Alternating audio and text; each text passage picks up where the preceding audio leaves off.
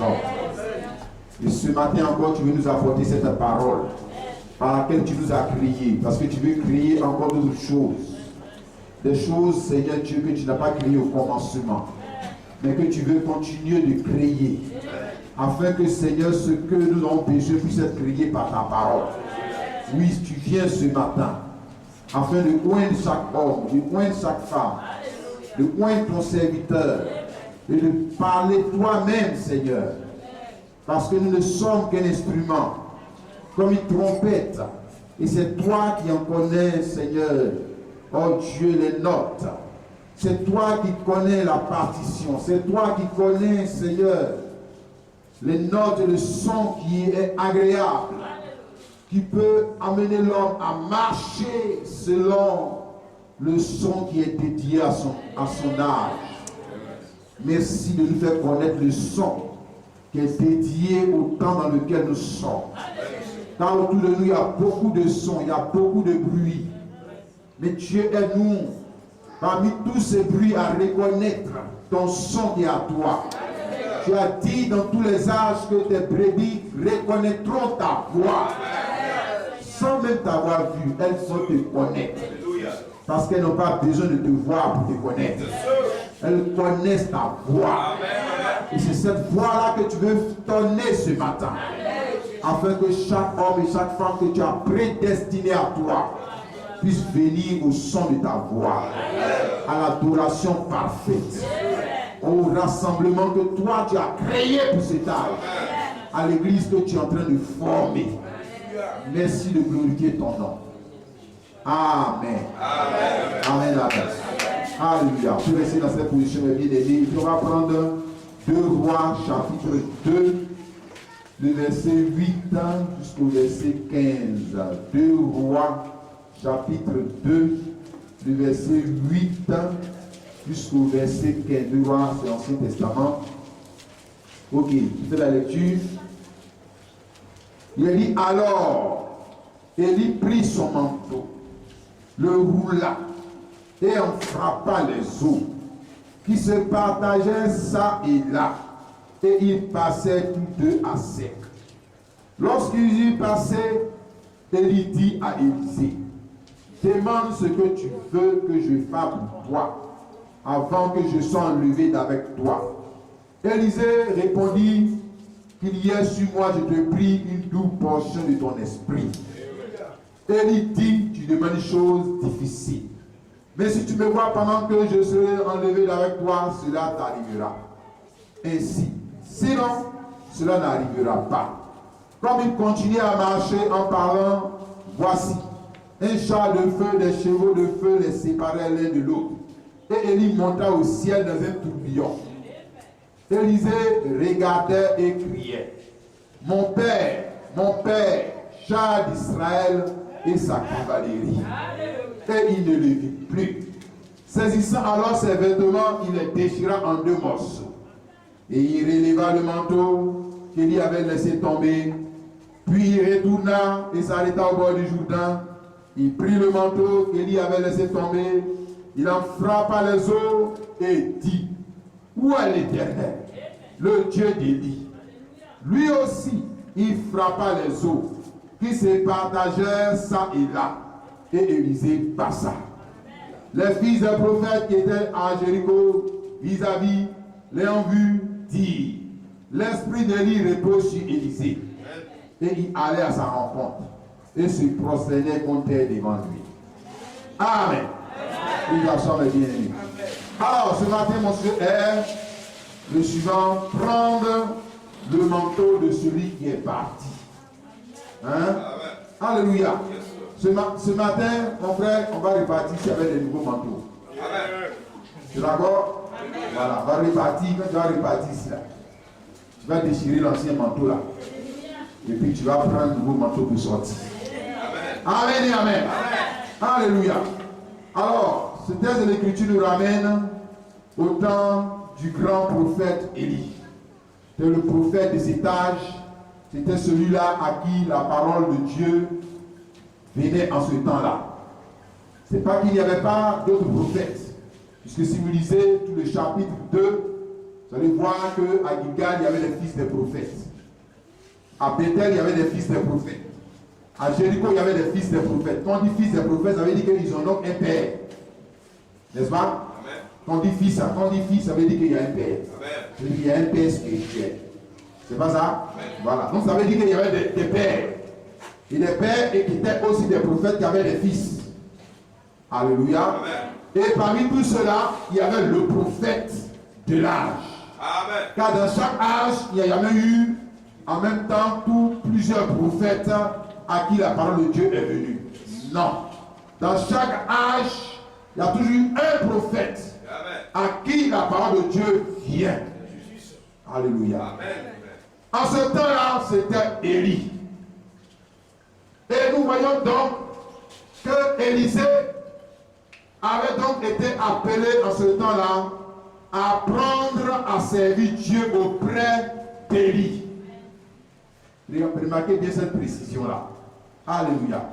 Il avait été appelé, c'est Dieu qui l'a appelé, mais Dieu l'a appelé pour qu'il vienne apprendre à servir Dieu. Auprès de qui? Pas auprès de n'importe quel prophète. Pas auprès de n'importe quel pasteur. Parce que même encore aujourd'hui, ce n'est pas auprès de n'importe quel prophète et pasteur qu'on peut connaître Dieu. Amen. Si tu avais compris, tu allais dire avec mon frère. Si tu étais d'accord, dis-moi.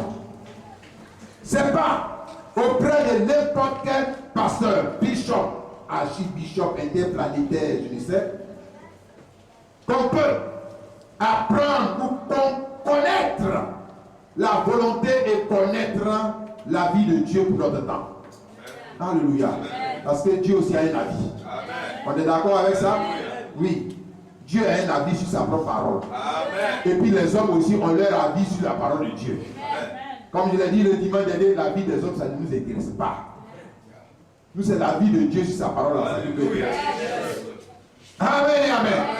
Donc, cet homme avait été appelé, comme toi aussi, mon frère, ma soeur.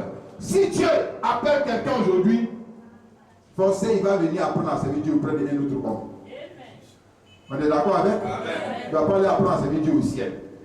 Jamais de la vie.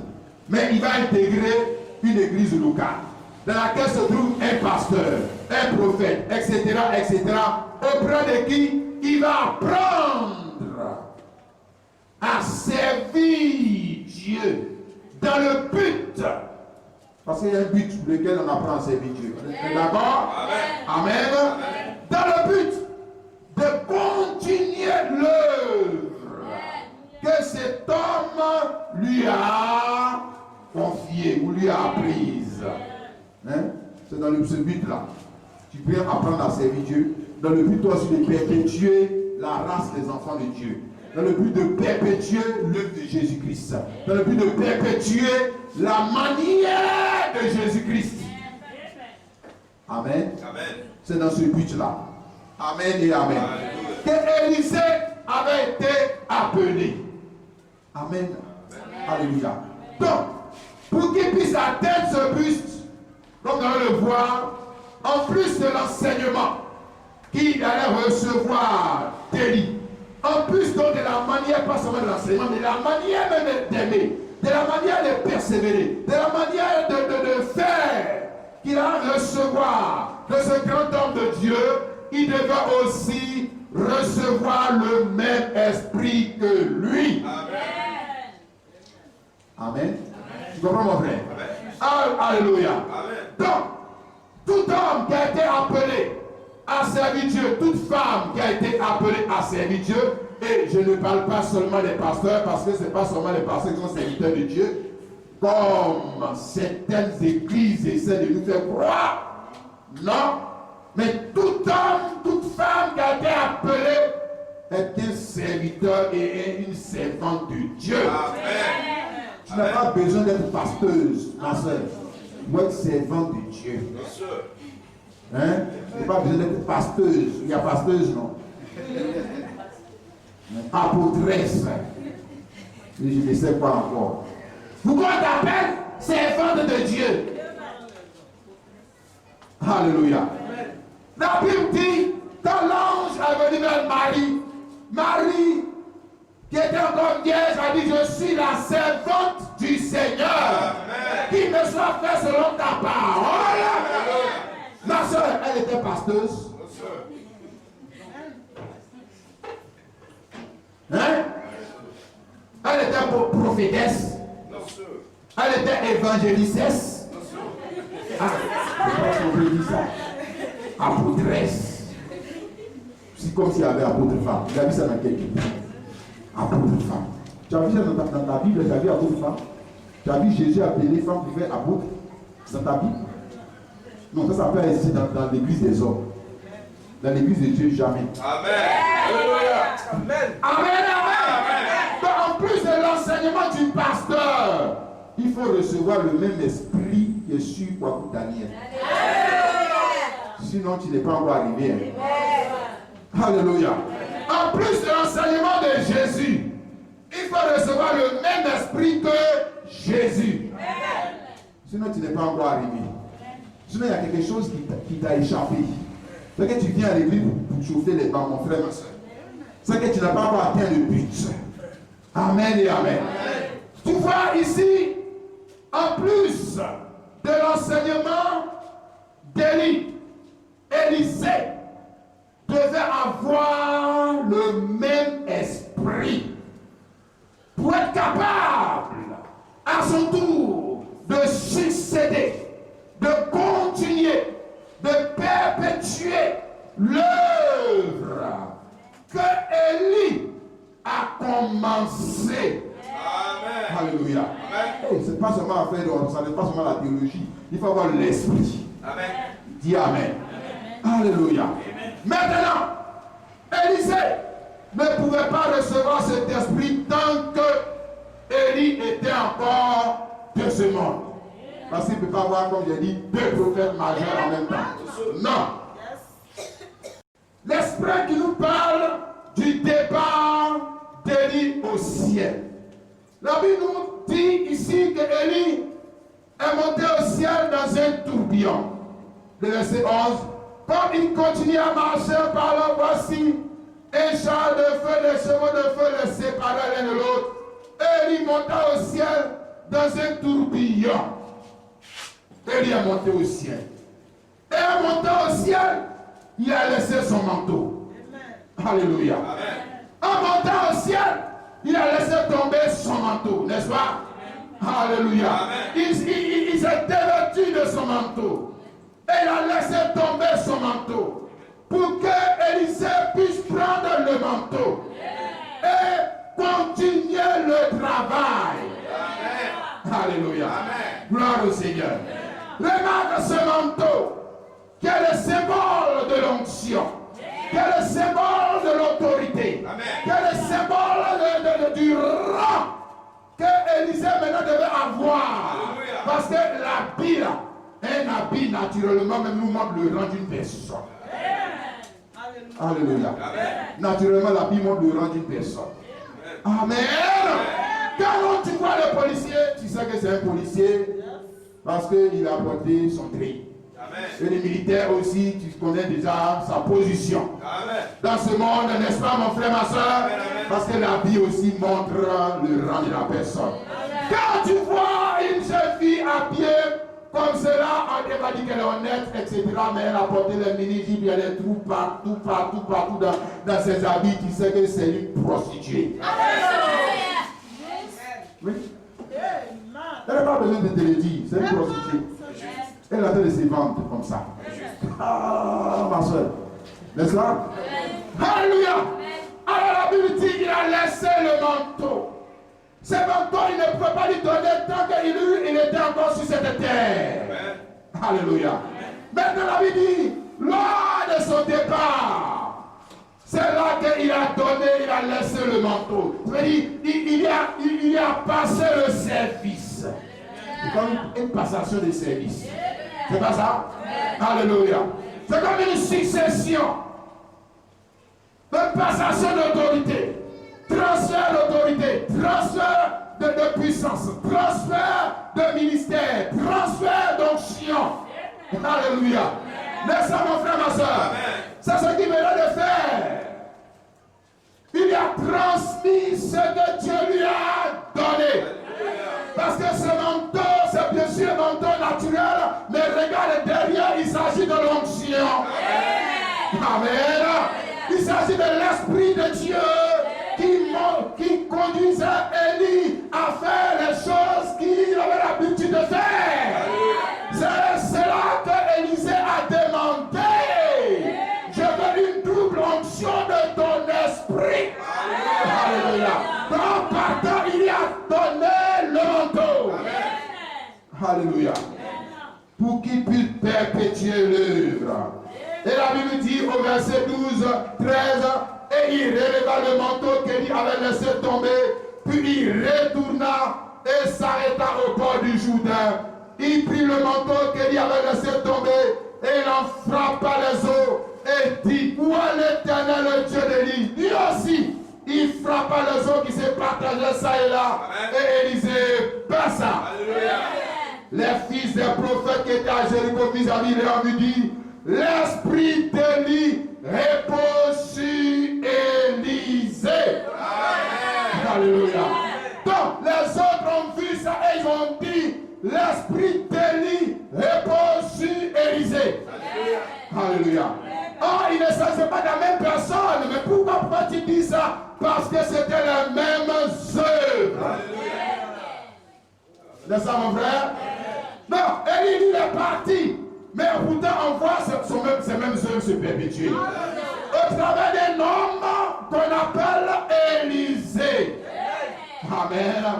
Élisée est en train de manifester les mêmes œuvres que cet homme qui l'a enseigné, que cet homme qui suivait. Parce que ce qu'il voulait, c'est prendre son manteau. Amen et amen. Afin de faire le même travail. N'est-ce pas, mon frère? Alors quand les gens ont vu ça, ils ont dit, l'esprit d'Élie repose sur Élisée. Amen et amen. Tout est dit, mon frère, que les hommes vont passer. Mais l'esprit qui leur faisait faire les choses ne passe pas. Amen. C'est cette vérité que nous allons voir ce matin. Les hommes passent, n'est-ce pas? Les pécheurs passent, les prostituées passent. Et tous ces gens vont passer. Mais l'esprit qui leur a fait faire ces choses ne passe pas. Tu sais, mon frère, l'esprit va reposer sur quelqu'un d'autre. Alléluia.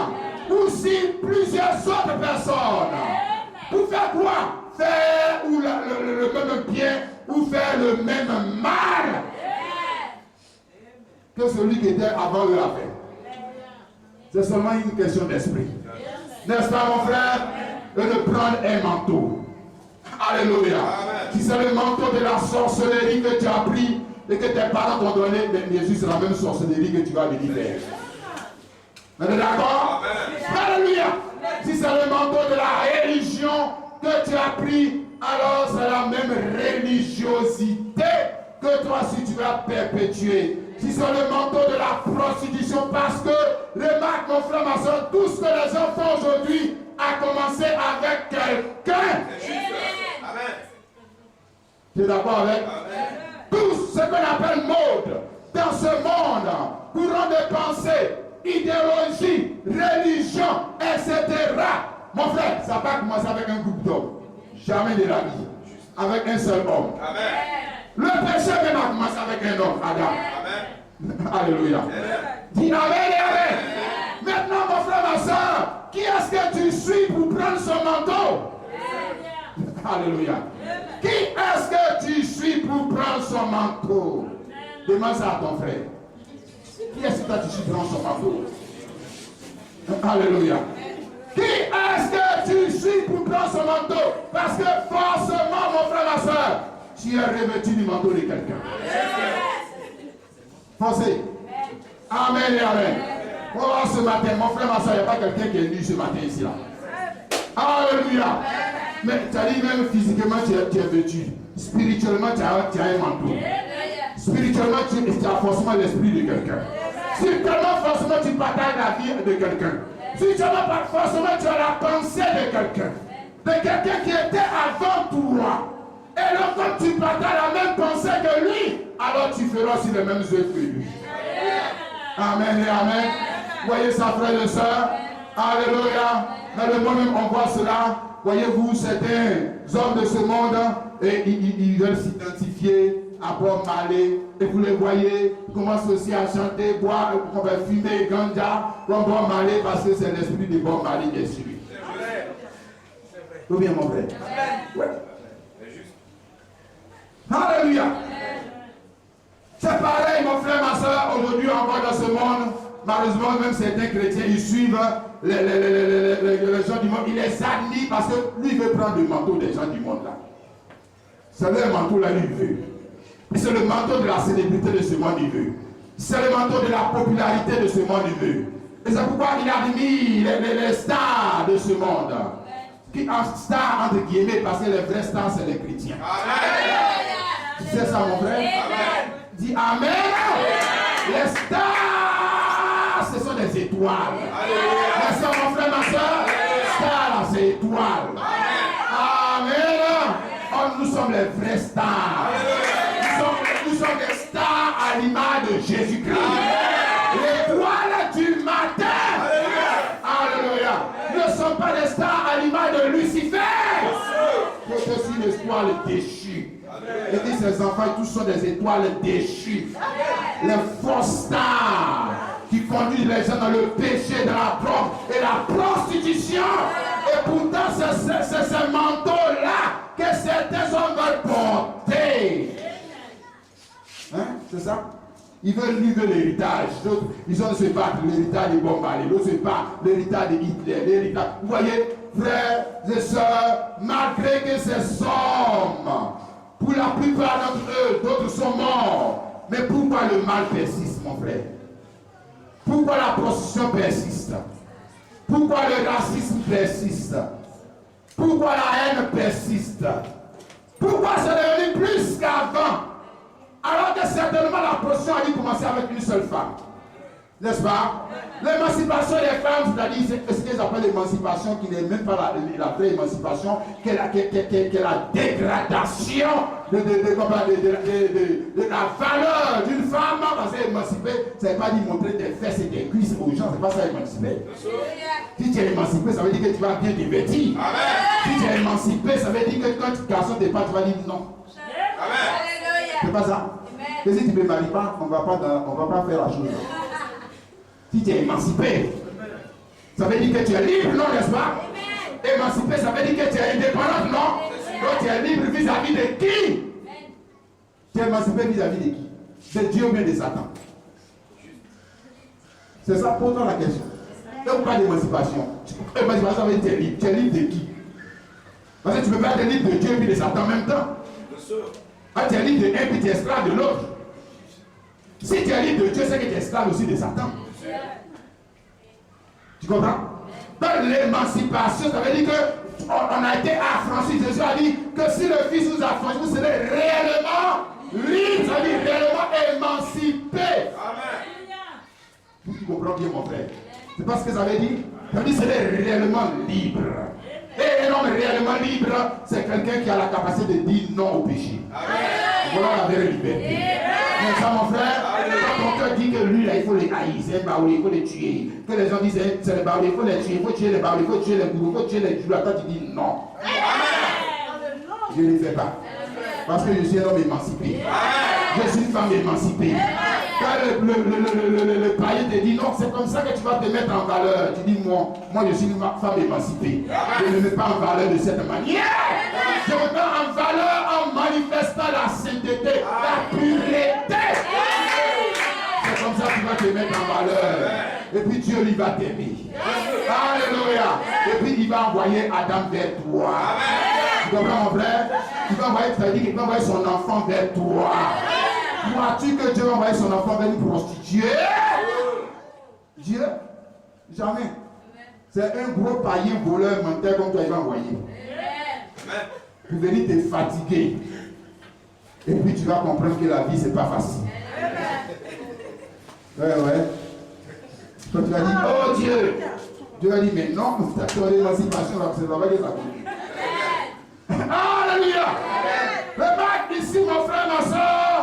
les hommes, le mal, comme j'ai dit, persiste toujours. Pourquoi, mon frère? Parce que l'esprit qui était en Hitler, Tchaka Zulu, etc., tous ces bandits, ces voleurs, les Samori Touré, les Al-Qaïda,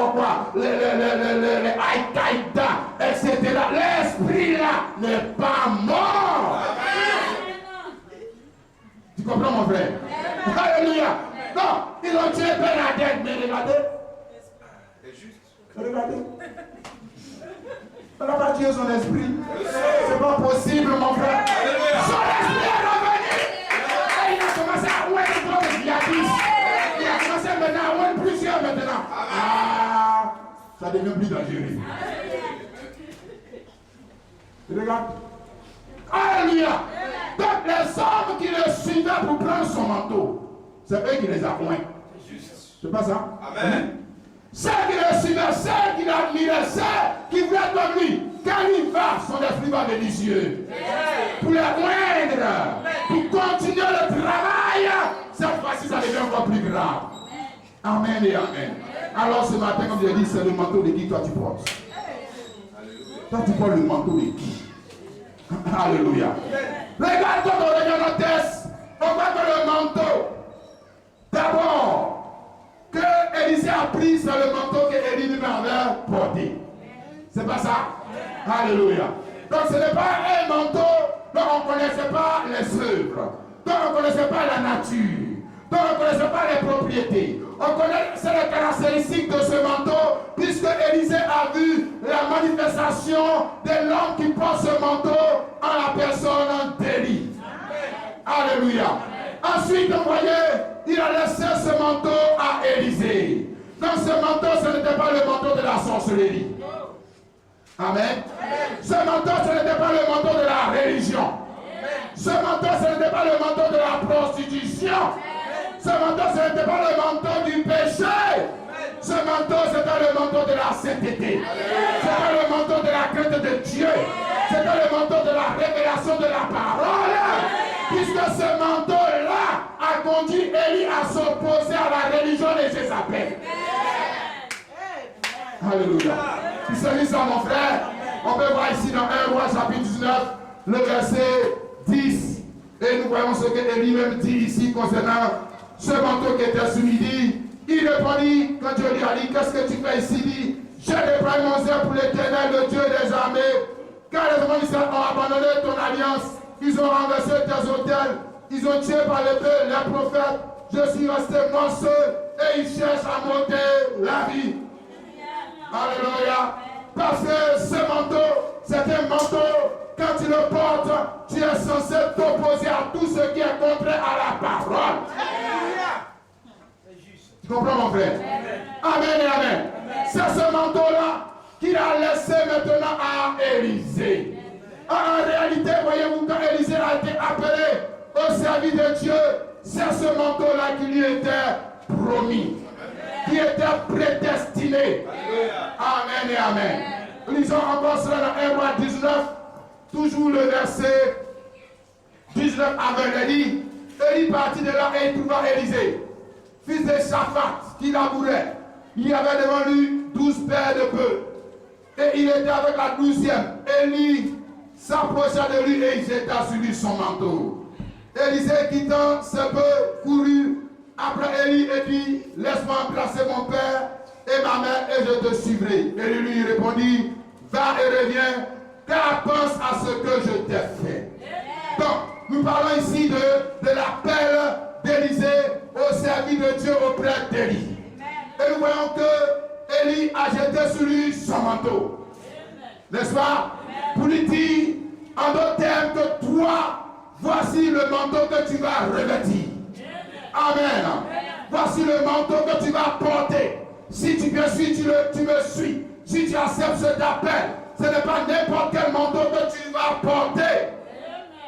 Alléluia. Mais tu vas porter le manteau que moi, Élie, j'ai porté. Afin de faire quoi? De manifester les mêmes œuvres que moi après moi. Alléluia. Et non pas de continuer de manifester les œuvres de tes parents après moi.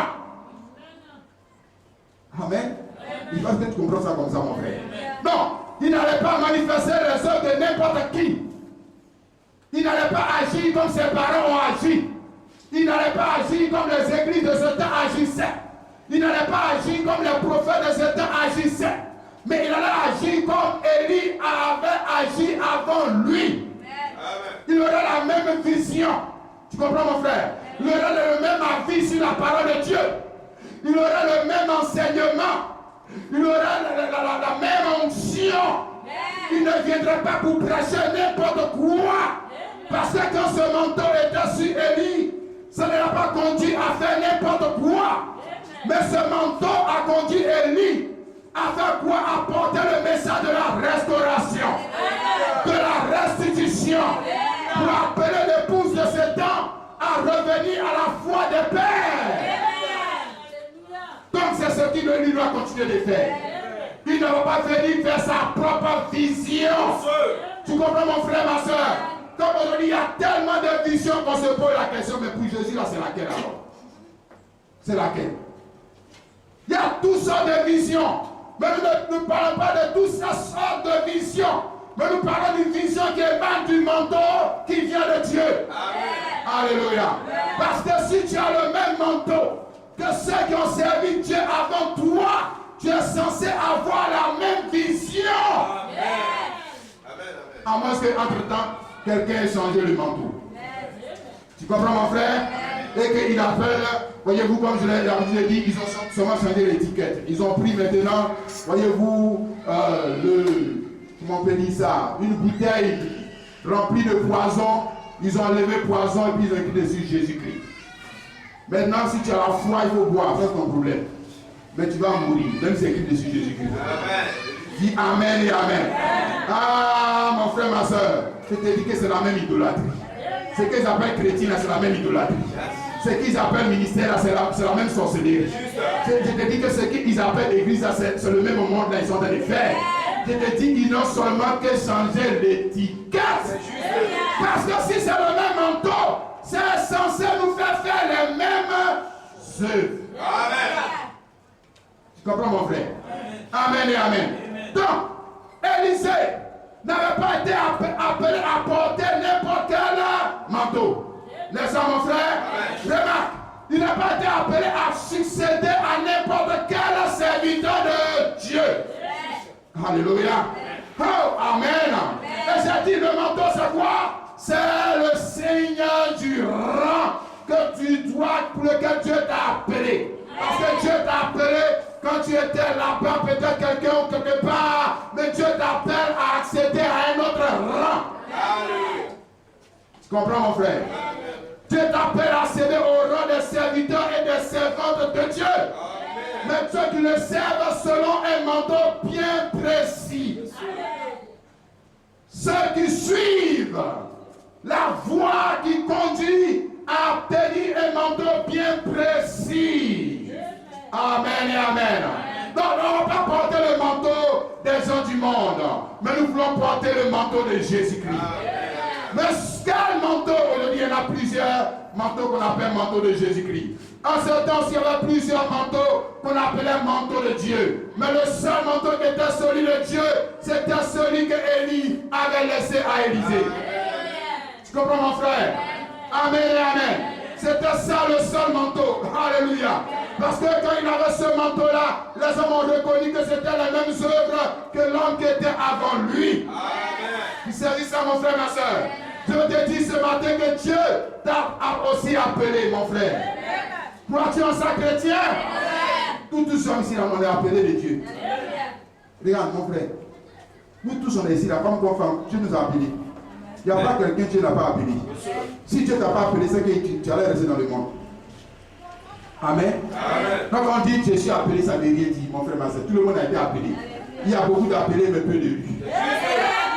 Amen. Tu comprends, mon frère? Tout le monde a été appelé. Le diable même a été appelé. Judas Iscariote a été appelé. Tu comprends, mon frère? Ça ne veut rien dire, mon frère, ma soeur. Être appelé, ça ne veut rien dire. Dieu a appelé tous les hommes et les femmes, n'est-ce pas, mon frère, à faire quoi? À entrer dans le message de la grâce. Amen. Alléluia. Mais Dieu te dit ce matin, qui ne t'a pas appelé à porter n'importe quel manteau. Voilà ce que tu dois comprendre. Amen et amen. C'est vrai, il y a beaucoup de manteaux, les manteaux de la religion, etc., etc. Mais Dieu ne t'a pas appelé à porter n'importe quel manteau. Ma soeur, Dieu ne t'a pas appelé à t'habiller n'importe comment. On est d'accord avec? Parce que ça aussi c'est aussi un manteau. Dis amen et amen. Mais Dieu t'a appelé à t'habiller comme une fille de haut rang. Laisse ça mon frère, ma soeur. Mon frère, Dieu t'a appelé à t'habiller comme un fils de haut rang. Parce que tu es le fils du roi. Et le fils du roi ne peut pas s'habiller comme un fils d'esclave. Mais le fils du roi change de vêtements. Le fils du roi porte le manteau de gloire. Il porte le manteau de distinction. Alléluia. C'est de ça que c'est là que Élisée a été appelé.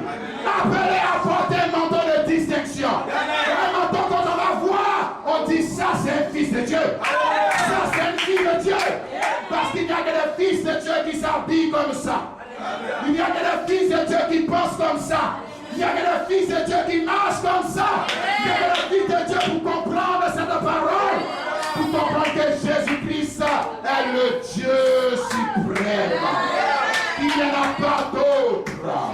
Laisse ça mon frère, ma soeur. Si tu comprends ça, c'est parce que tu es un fils de Dieu. Parce qu'un fils de Dieu est censé comprendre le langage de Dieu. Parce que c'est pas un poulet, c'est un aigle comme un Dieu. Laisse ça mon frère, ma soeur. Tel Dieu est, tel il est, n'est-ce pas? Alors il est capable de monter dans la hauteur comme Dieu. Il est capable de monter au-delà de la compréhension humaine et de saisir la pensée de Dieu pour son âge. Tu comprends ça, mon frère, ma soeur? Comme Élisée, je te dis que Dieu t'a appelé, mon frère. Toi aussi, mais il t'a appelé, je te dis ce matin, il ne t'a pas appelé à être n'importe quoi. Il ne t'a pas appelé à être catholique, il ne t'a pas appelé à être protestant, il ne t'a pas appelé à être pentecôtiste, assemblée de Dieu, assemblée de quoi, assemblée de ceci, cela. Non, il t'a appelé à être un fils de haut rang. Il y a une différence entre cela et puis ce que j'ai cité là, mon frère. Ce n'est pas la même chose. Alléluia. Regarde ici, mon frère, ma soeur, Dieu nous montre cela. Qui nous a appelés à faire quoi? À prendre le manteau de Jésus-Christ. Oh, le manteau de Jésus-Christ, c'est celui que le prophète Branham nous a laissé. Alléluia. Voilà la vérité, mon frère, ma soeur. Comment dans cette terre-là, Élisée avait été appelé à porter le manteau de Dieu.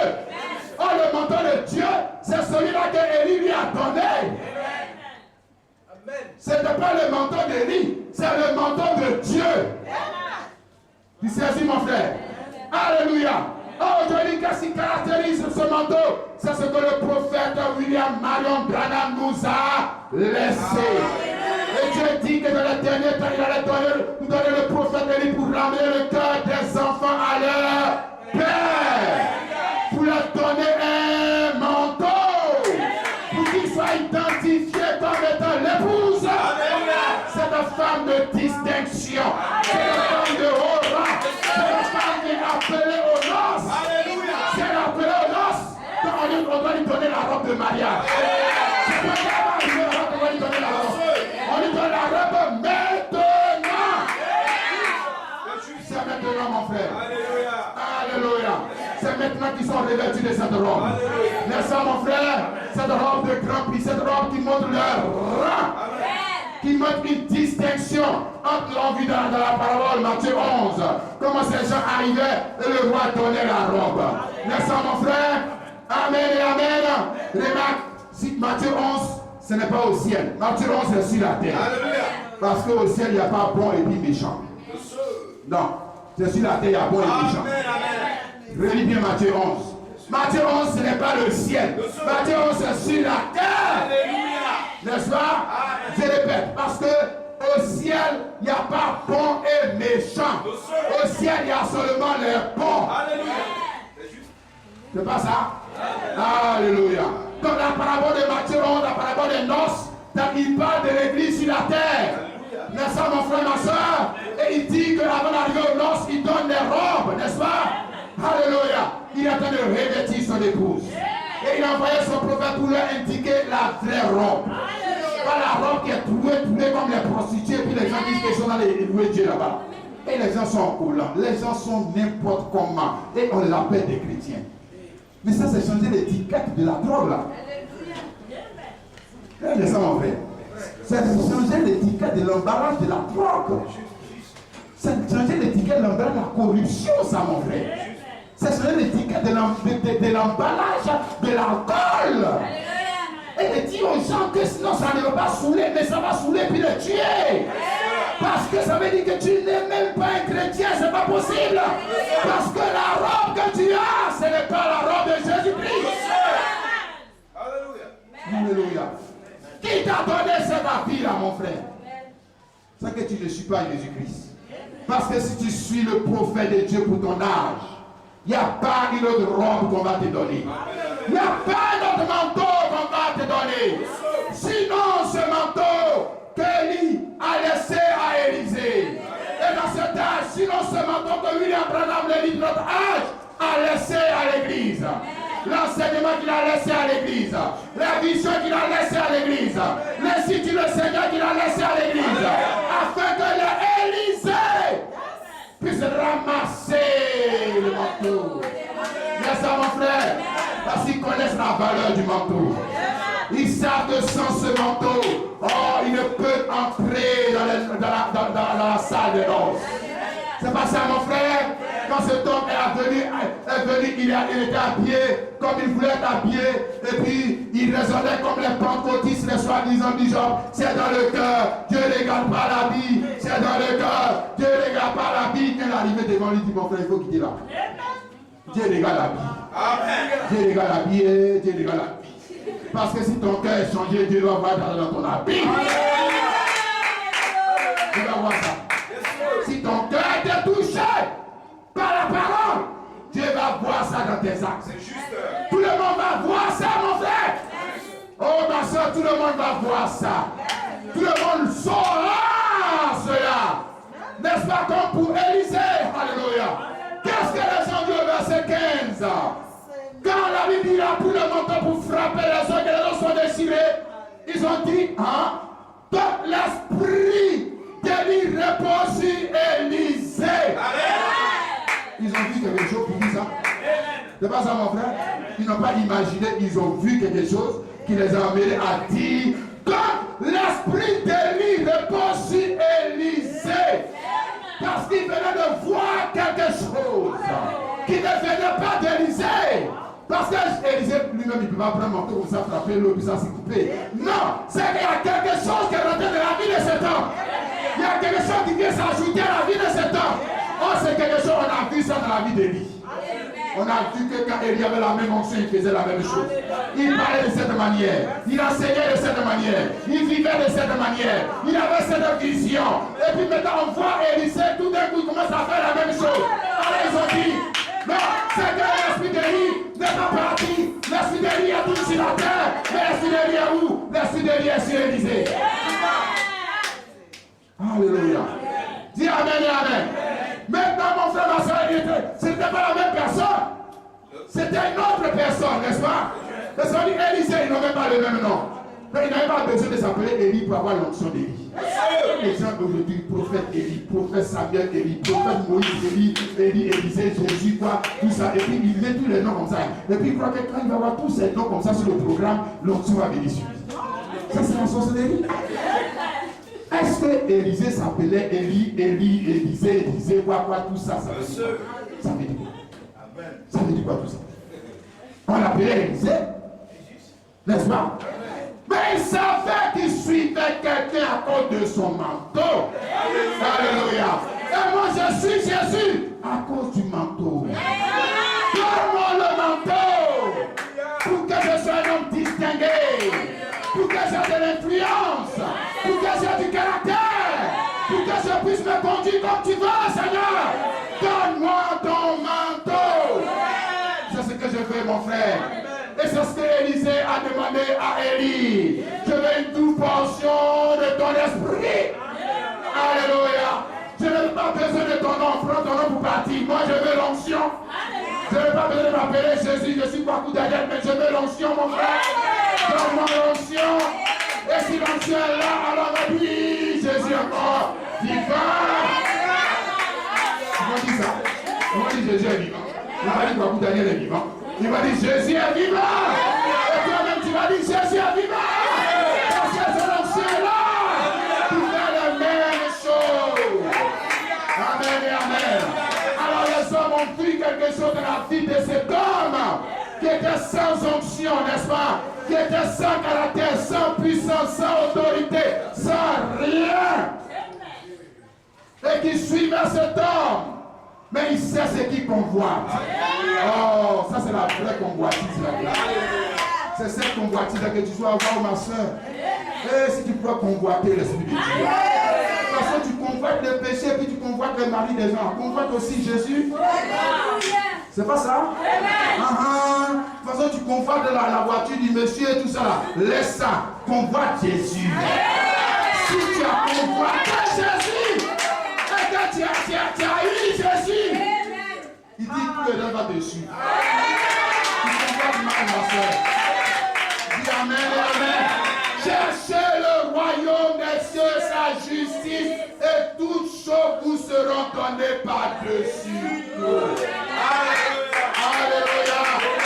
Tu convoites la mauvaise chose, mon frère. Tu convoites la mauvaise personne. Parce que même si, comme pour Achan, tu réussissais par miracle à atteindre ton objectif de ta convoitise, tu vas mourir. C'est tout. Parce que Achan a convoité, dit j'ai convoité. L'ingo là j'ai convoité le manteau de Sidéa et le manteau des païens en plus. Même pas le manteau qui était sur Josué. Il n'a pas dit j'ai convoité ton manteau Josué. Il dit j'ai convoité le manteau de Sidéa. Il dit bon ok. Maintenant quand tu as pris le manteau là, qu'est-ce qu'il te laisse? On va te lapider. C'est tout. Tu as eu ce que tu voulais non? Dans ta convoitise. Non, on va te lapider maintenant. Parce que ta convoitise c'est là que ça conduit. Alléluia. Ma soeur, mon frère, je vais te montrer la vraie chose ce matin. Si en partant d'ici, il y a quelque chose qui change dans ta vie. Alléluia. Il y a que ton but change. Ta vision change. Les choses changent. Alléluia. Non, ton nom ne va pas changer. Regarde, ton nez ne va pas changer. La couleur de ta peau ne va pas changer. Tes cheveux ne vont pas changer pour devenir comme pour les blancs. Jamais de la vie. Mais il y a quelque chose qui va changer. Tellement changer en toi. Que partout où tu as passé, les gens vont se prosterner. Les gens vont se prosterner. Vous dites, ah, nous on croyait que les chrétiens étaient partis au ciel. Donc il n'y a rien encore sur la terre. Mais c'est pas tout bon, hein. C'est pas ça? Nous on croyait qu'il y avait plus serviteurs de Dieu. Mais tiens, il y en a un encore qui est sur la terre. Nous on croyait qu'à cause du péché, toutes les sœurs étaient gardées par le péché. Tiens, il y a encore une sainte femme sur la terre. Il y en a une encore qui est là. Parce que l'esprit repose au ciel. Alors il y en a une qui est encore là. Il y en a une qui résiste au monde, qui résiste à la religion de Jézabel, qui résiste à la sorcellerie, qui résiste à toutes ces choses. Il y en a une encore qui est là, n'est-ce pas mon frère, ma soeur? Comme Élisée. Alléluia, alléluia. Regarde maintenant, il a le manteau véritable sur sa vie. Et comme on a su qu'il a le manteau, les œuvres. N'est-ce pas mon frère? C'est comme ça qu'on a su qu'il a le manteau. C'est comme ça que les autres ont dit, l'esprit d'Élie repose sur Élisée. Parce qu'ils ont vu les œuvres. N'est-ce pas mon frère? Face à l'adversité, ils ont vu les œuvres. Ils ont vu sa manière d'aimer. Ils ont vu sa persévérance. Ils ont vu sa constance. Ils ont vu sa foi. Ils ont vu ce qui était déjà vu au travers d'Élie. Ils ont vu la puissance de Dieu. Alors ils ont dit l'esprit d'Élie repose sur Élisée. Dis amen et amen. Alléluia. Ah mon frère, ma soeur, si l'esprit d'Élie repose sur toi, on doit le voir aussi par tes œuvres. Je le répète, ma soeur, si l'esprit d'Élie repose sur toi, on doit le voir par tes œuvres. N'est-ce pas mon frère? On doit le voir et voir cela par ta manière de faire. Tu ne peux pas me dire que c'est dans le cœur. Ce n'est pas vrai. Les autres doivent le voir. Tes parents doivent le voir. Ta femme doit le voir. Les chrétiens doivent le voir. Ils doivent voir que le surnaturel est rentré dans ta vie. Et que ta vie a changé. Et que les œuvres que tu n'étais pas capable de faire, tu peux le faire. Alléluia. Tu n'es pas capable de résister à l'adultère, maintenant tu peux le faire. Tu n'es pas capable de mettre, maintenant tu peux le faire. Tu es capable de faire ce que Dieu fait. Pourquoi? Parce que Dieu est venu en toi. Pour faire quoi? Pour faire ses œuvres. Jésus a dit aux Juifs, tu ne croyais pas que le Père en moi, mais croyais du moins à cause de ses œuvres. À cause des œuvres. Est-ce que vous avez la vie non marcher sur les eaux? Est-ce que la vie vient non faire ce que je fais? Mais croyez à cause des œuvres. Parce que les œuvres ne sont pas les œuvres d'un homme. Les œuvres sont les œuvres d'un homme revêtu du manteau. Oui, amen. Du véritable manteau. Alors les hommes sont obligés d'admettre que tu es une servante de Dieu. Que tu es un serviteur de Dieu. Regarde comment ils l'ont admis pour Élisée. Ils sont venus, ils ont eu ce procès pour reconnaître que c'est un prophète de Dieu. Pourquoi? Parce qu'ils ont vu les œuvres du prophète qui était avant lui dans sa vie. N'est-ce pas mon frère? Alors ils ont dit aussi que donc c'est un prophète de Dieu. Donc c'est un pasteur de Dieu. Donc c'est un évangéliste de Dieu. Donc c'est un serviteur de Dieu. Alléluia. Les œuvres, mon frère, ma soeur, c'est ça qui va convaincre les hommes. Amen et amen. C'est cela qui va amener les hommes à dire que tu es un chrétien. N'est-ce pas, chrétien? Parce que les mêmes œuvres que tu as en Christ doivent être aussi en toi. Parce que l'esprit que tu as, il était auparavant sur Jésus-Christ. Tu es d'accord, chrétien? Oui. L'esprit n'a pas commencé avec nous. L'esprit a commencé avec Jésus. Alléluia. Et une fois, je discutais avec une chrétienne d'une dénomination sur le parler en langue. Dit que si tu as le Saint-Esprit, tu reçois tu dois forcément parler en vérité. C'est pas forcé, hein. L'Esprit a commencé avec Jésus. Jésus a parlé en langue. Jésus a parlé en langue. Ah, tu vois. Ça veut dire que là, votre doctrine là, comme là. Doctrine des hommes. Je n'ai pas dit que d'autres ne parleront pas en langue, mais ce n'est pas obligé. Ce n'est pas le signe qu'on a le Saint-Esprit, parce que le premier signe qui le Saint-Esprit est descendu, c'est Jésus. Mais il n'a pas parlé en langue. Pourtant, il avait l'onction sans mesure. Il était revêtu d'une onction sans mesure. Pourtant, il n'a pas été agité pour poigner sa tête contre le mur. Donc, ça ne veut pas nous faire danser comme des combien, comme des enfants. Non, non, non, non. Ça, c'est dans la sorcellerie qu'on croit que les choses doivent être ainsi. Et que s'il n'y a pas de tremblement de terre, etc., Dieu n'est pas là. Et cette conception païenne de Dieu, les gens l'ont transportée dans l'église. Cette conception religieuse de Dieu, les gens l'ont transportée dans l'église. Pour la puissance de Dieu, ça veut dire qu'il faut tomber, trembler. Mais échanger les gens. Ce n'est pas puissant de Dieu. Amen. Changer le pécheur en un homme saint. Changer la prostituée en un saint de femme. Changer le négrier en un homme plein d'amour. C'est pas la puissance de Dieu. C'est pas la super puissance de Dieu. Parce qu'aucune puissance ne peut transformer. Alléluia. Il faut de la puissance pour transformer la matière. Mais il y a la puissance pour transformer le caractère. On nous parle de la puissance qui vient transformer le caractère. Alléluia. Bien sûr, guérir les malades, chasser les démons, mais transformer les hommes et les femmes qui sont revêtus de cette puissance. À telle enseigne qui se mettent à faire les actes de Jésus-Christ. C'est une succession des actes de Jésus-Christ. Jésus-Christ encore de nos jours, n'est-ce pas mon frère, ma soeur? Et on peut dire que l'esprit de Jésus repose sur toi. Repose sur Kodé, repose sur Kofi, repose sur ceci, cela. Mais c'est le même Jésus-Christ. Manifesté au travers des hommes et des femmes différents.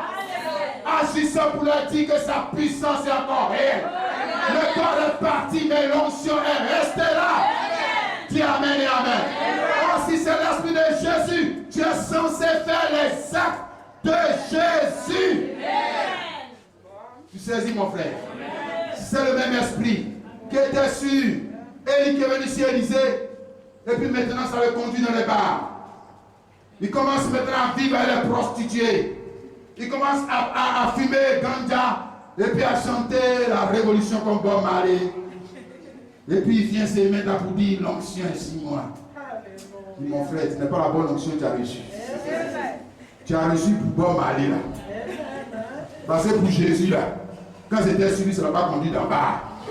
Pour Jésus, quand c'était sur lui, ça l'a conduit dans le temple. Ça l'a conduit là où il y avait les malades. Ça l'a conduit là où il y avait les pauvres, les estropiés. Ça l'a conduit là où il y avait les nécessités. C'était ça l'esprit de Jésus. N'est-ce pas mon frère, ma soeur? Jamais ça ne l'a conduit à dire à Marie, je vous salue Marie, plein de grâce. Non. Jamais de la vie, mon frère. Montre-moi un seul passage où Jésus-Christ a fait une statue de Marie, de Joseph, de quoi que ce soit, et vous lui dites, Père, je te prie au travers de la Vierge Marie. Ça veut dire quoi? Tu as vu ça dans quelle Bible, mon frère?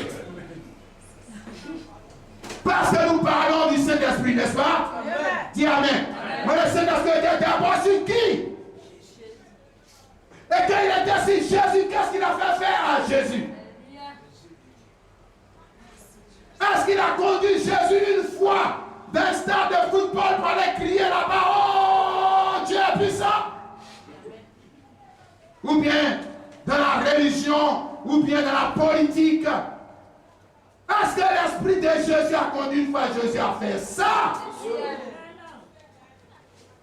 Regarde mes frères et sœurs, on va nous faire croire que l'église a commencé dans le 21e siècle. Je dis non, retournons au commencement. Parce qu'il y a un nom sur qui l'esprit était. N'est-ce pas mon frère, ma soeur? Dis Amen.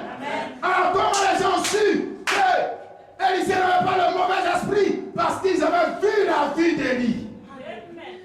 Alors qu'ils ont vu Élisée faire la même chose, alors ils ont dit, oh, Élie est parti 7, mais son esprit est sur cet homme. Dis Amen. Alors on peut dire que Jésus est parti 7, mais son esprit doit être là. Et si son esprit est là, il est censé nous emmener à faire la même chose. N'est-ce pas, mes bien-aimés? Comment Jésus a prié, comment Jésus a adoré, comment Jésus a aimé, comment Jésus a souffert, comment Jésus a persévéré, comment Jésus est entré dans la gloire. Merci Seigneur. Le même esprit, mon frère, te fera faire la même chose. N'est-ce pas, mon frère, ma soeur? Mais si c'est l'esprit du catholicisme aussi, ça te fera faire ce que les catholiques disent de faire. Si c'est l'esprit du protestantisme que tu as réussi, alors tu n'accepteras que ce que les protestants disent. C'est juste. Si c'est l'esprit de l'assemblée de Dieu, le réveil, etc. que tu as reçu, alors tu n'accepteras que seulement ce qu'ils disent. Ne viens pas me dire que tu as le Saint-Esprit. Je te dis que tu es un menteur. Tu n'as pas le Saint-Esprit. Tu as reçu le manteau de la religion. Tu as reçu le manteau de la dénomination. Tu n'as pas reçu le bon manteau chrétien. Alléluia. Regarde le manteau, d'où il est venu. Et puis examine un peu la vie de cet homme. Sur qui le manteau reposait. Amen et amen. Ensuite le manteau est venu sur les apôtres, n'est-ce pas? Après Jésus, le manteau est venu sur le manteau sur les apôtres. Et jamais ils n'ont fait les statues de Marie pour dire je vous salue Marie. Jamais. Et dans les salles de l'église, le même manteau a continué, n'est-ce pas? C'est dans le même manteau. Sur Paul, sur Colomban, etc. Jusqu'à William Branham, le même manteau. Et William Branham s'en va, il nous laisse le manteau. Alléluia. Vous nous dites voilà le bon manteau. Le manteau que tu dois porter pour aller au mariage. Le voici. Alléluia. Si bien sûr c'est au ciel tu veux aller.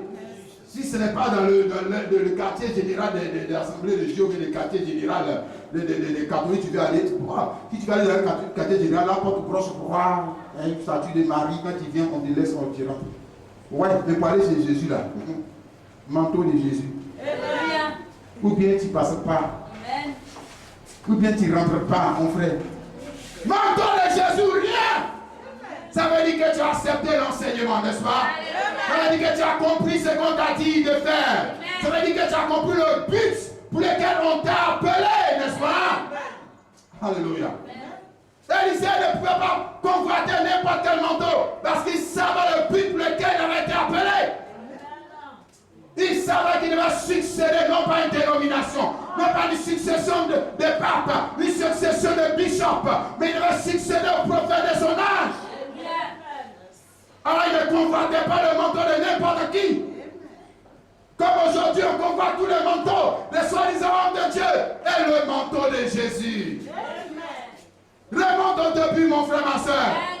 Et regarde, quand ce fils de Dieu avait ce manteau sur lui, qu'est-ce qu'il a fait? D'ailleurs, la Bible dit que Jésus a été revêtu de l'Esprit. L'Esprit l'a conduit dans le désert. Alléluia. Oh, gloire au Seigneur. J'aime Dieu, il sait confondre les gens, n'est-ce pas? Dieu sait confondre les sages. Il sait confondre les intelligents. L'Esprit de Dieu descend sur son fils et puis il le conduit dans le désert. Moi, on va dire que l'Esprit de Dieu descend sur lui, il va le conduire maintenant vers le bon plat. Non, il le conduit maintenant dans la galère. Alléluia. Mais il a un manteau. Le manteau est capable de le faire traverser le désert. Peu importe le désert, il a équipé son fils. Il a équipé sa fille. Il lui a donné les éléments nécessaires. Et il compte sur son fils et sa fille. Il sait que tu ne failliras pas. Il sait qui tu es. Il sait que le manteau que tu as, c'est lui qui te l'a donné.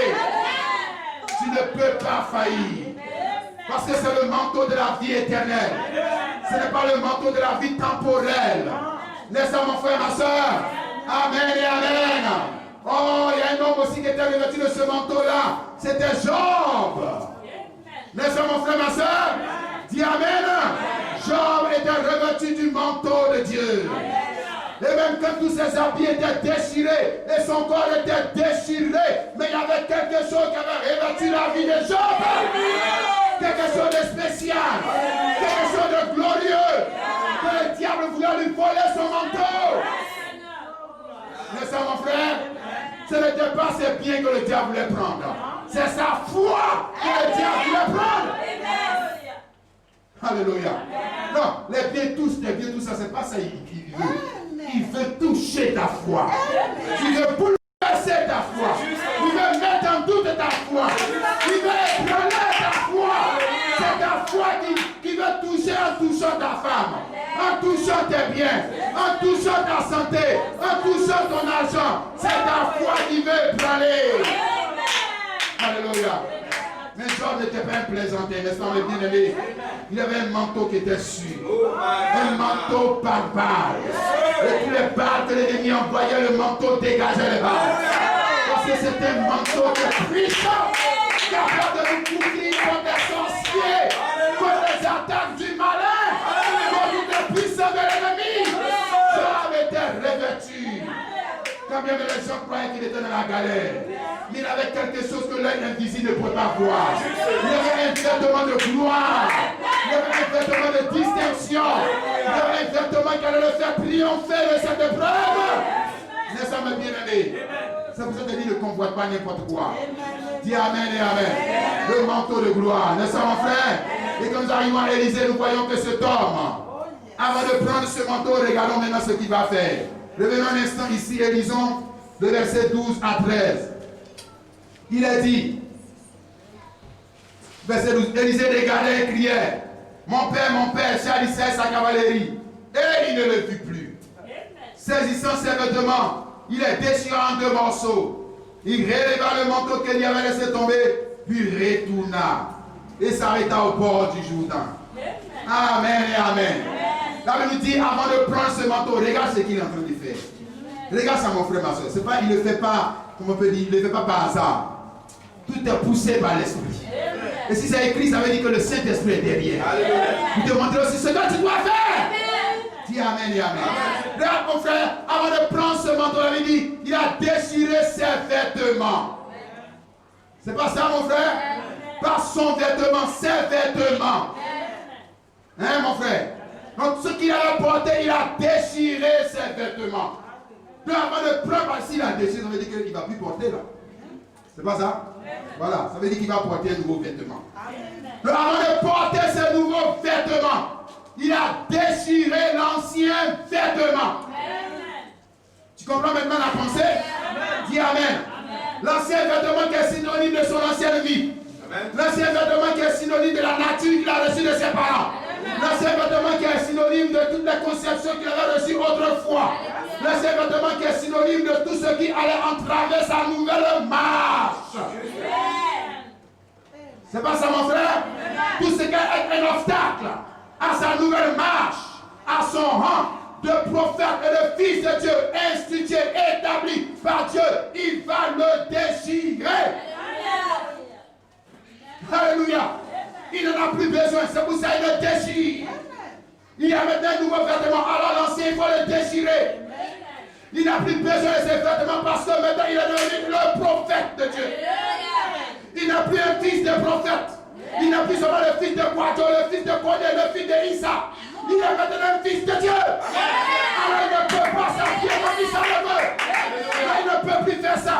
Il ne peut plus marcher la tradition de son village. Ça c'est terminé.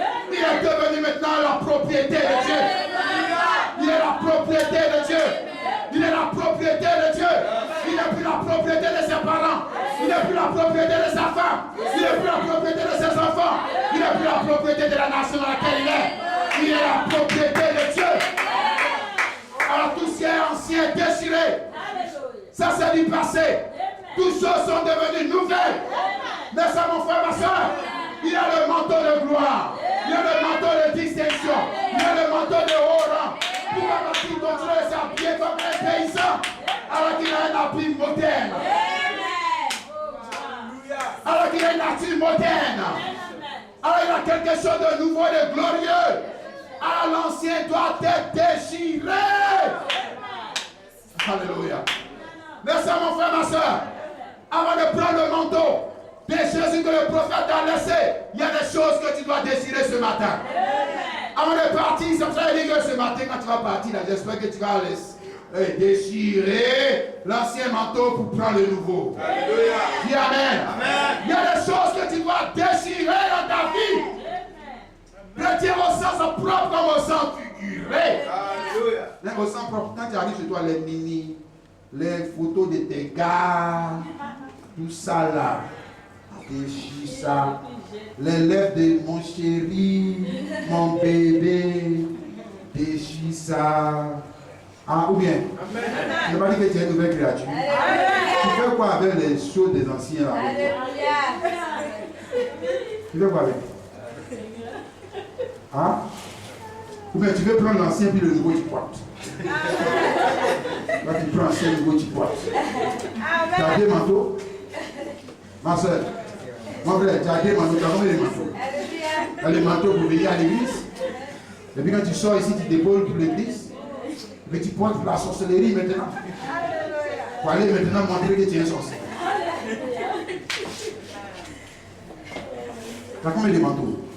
Élisée n'avait pas deux manteaux. Alléluia. Donc au début, il avait deux manteaux. Il avait son manteau et puis le manteau de Dieu. Et il a vu que le manteau de Dieu était glorieux. Alors il a déchiré son manteau. De toute façon, on ne peut pas avoir deux manteaux. Alléluia.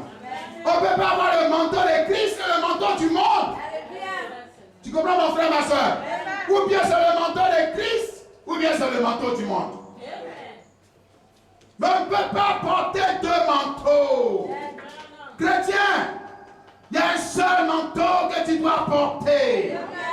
C'est le manteau que le prophète de cet âge a laissé. Amen et amen.